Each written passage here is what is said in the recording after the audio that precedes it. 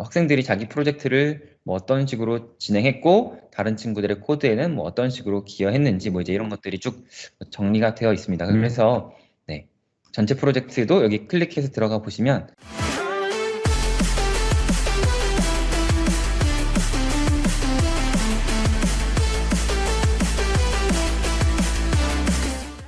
이제 팀주로 만나러 갑니다. 이 팀만 오늘은 제가 존경하는 선생님을 만나러 왔어요. 우리 송성리 선생님이신데요.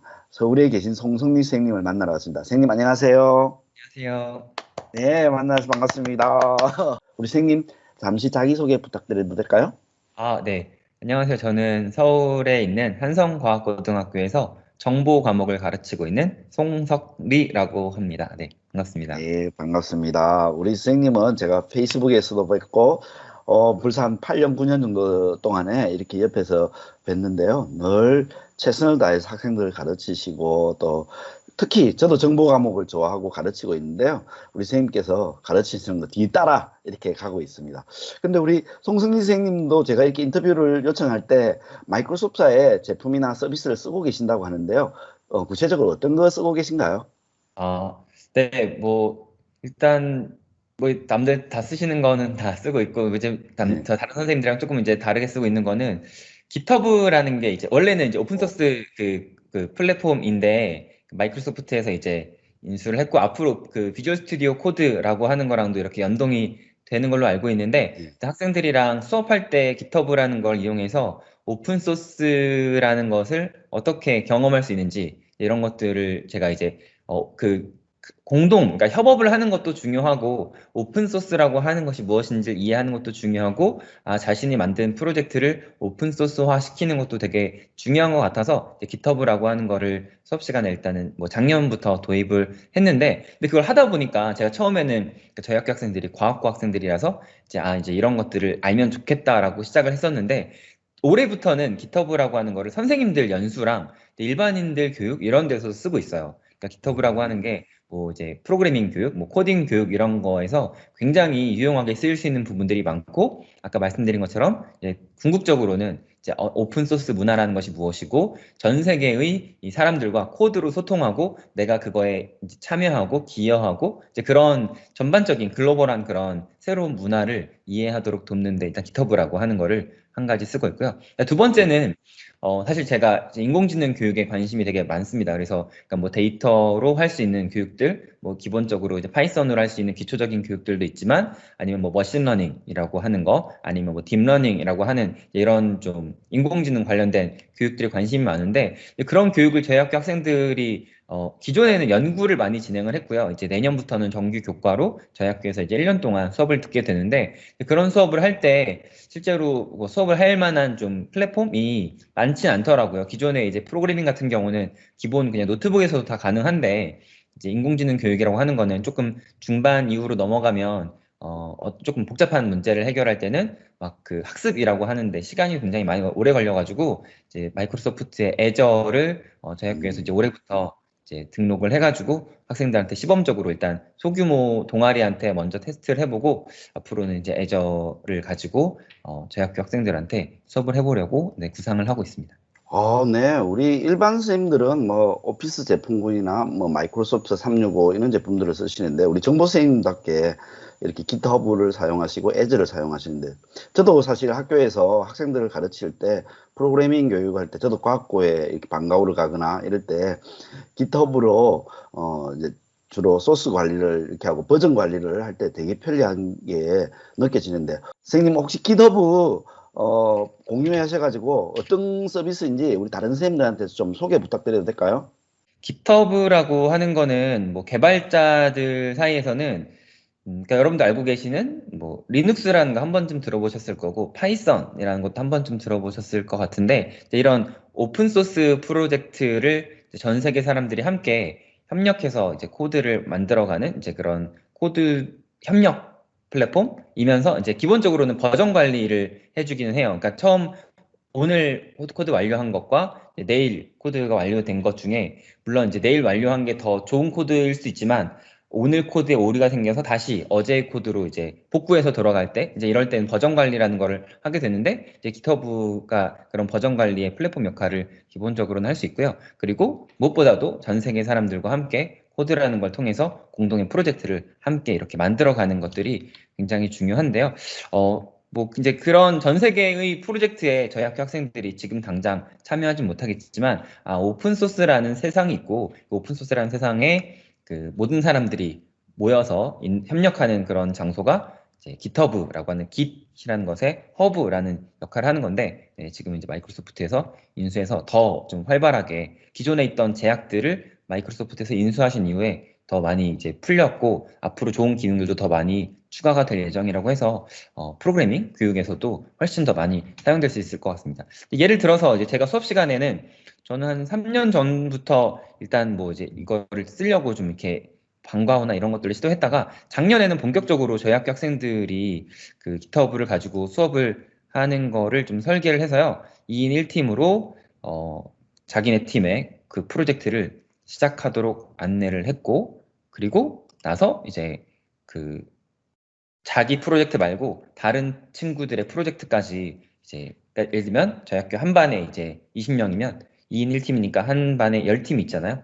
그러면 좀 7개 반이니까 70개 팀이 있는데, 그러니까 첫 번째 프로젝트는 2인 1팀으로 한 개씩 자신의 프로젝트를 GitHub에 이제 올리는 거예요.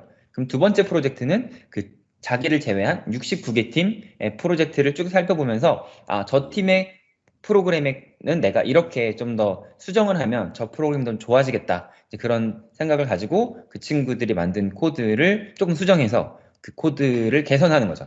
그 아이디어를 이제 그 원 제작자 친구들한테 보내요.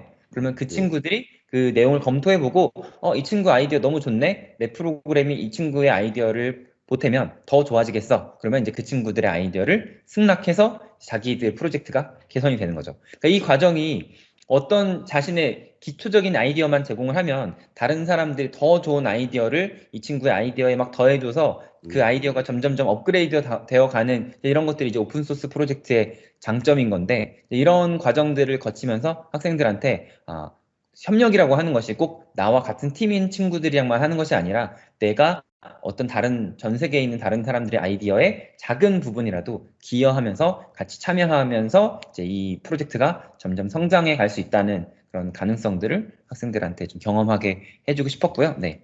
여기 보시면 이제 뭐 저희 학번별로 이렇게 쭉 나와 있는데, 네.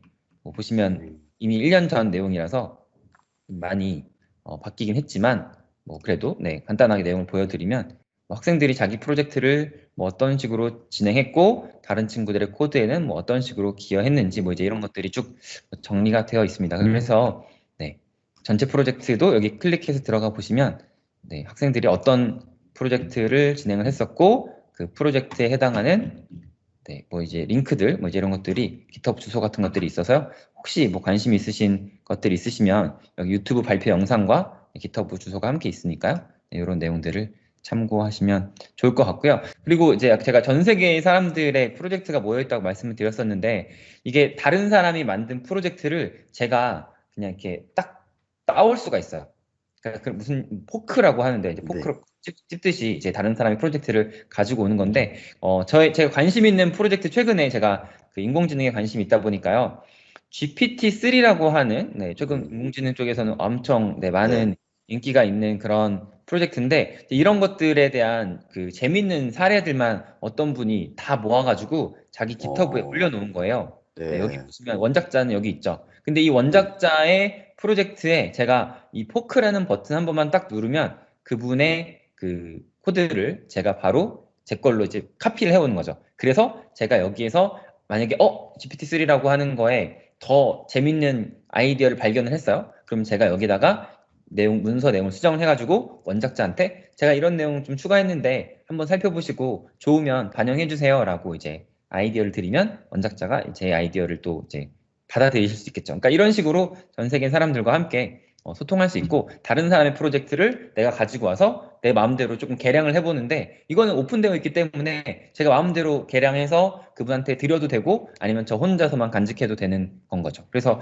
이 오픈소스라고 하는 문화 자체가 우리 교육의 접목이 되면 저는 굉장히 많은 시너지를 낼 수 있을 거라고 생각을 해요. 예를 들면 선생님들이 수업 자료 같은 것들 만드시는데 다른 선생님 수업 자료를 가져와도 되나 말아야 되나 이제 저작권 같은 거 문제가 있을 수 있잖아요. 근데 이걸 완전히 오픈소스로 내가 이 수업을 공개하겠다라고 생각을 하시면 선생님이 만드신 모든 수업 자료를 이제 이런 깃허브 같은 데 올리실 수 있는 거죠. 그러니까 꼭 깃허브를 쓰시라는 게 아니라 이 깃허브의 아이디어를 교육에 가지고 오면 어떤 것들을 할 수 있는지 말씀을 드리는 건데요. 그러면 제가 만약에 뭐 데이터 교육 같은 어떤 콘텐츠랑 코드를 올렸어요.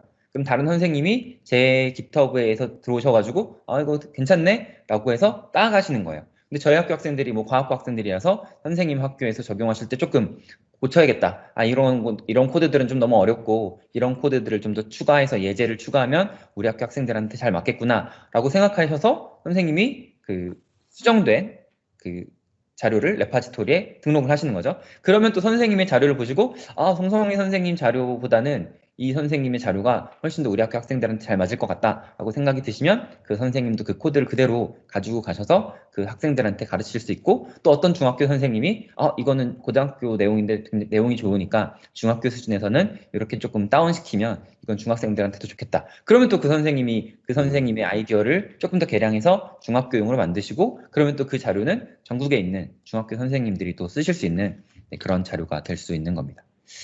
네, 그러면 우리 좋은 이야기 해주셨는데 깃허브에 그러면은 꼭 그 소스 코드, 즉 뭐냐면 프로그래밍 코드 외에도 뭐 파워포인트나 뭐 다른 뭐 사진이나 이런 것도 올릴 수 있겠네요.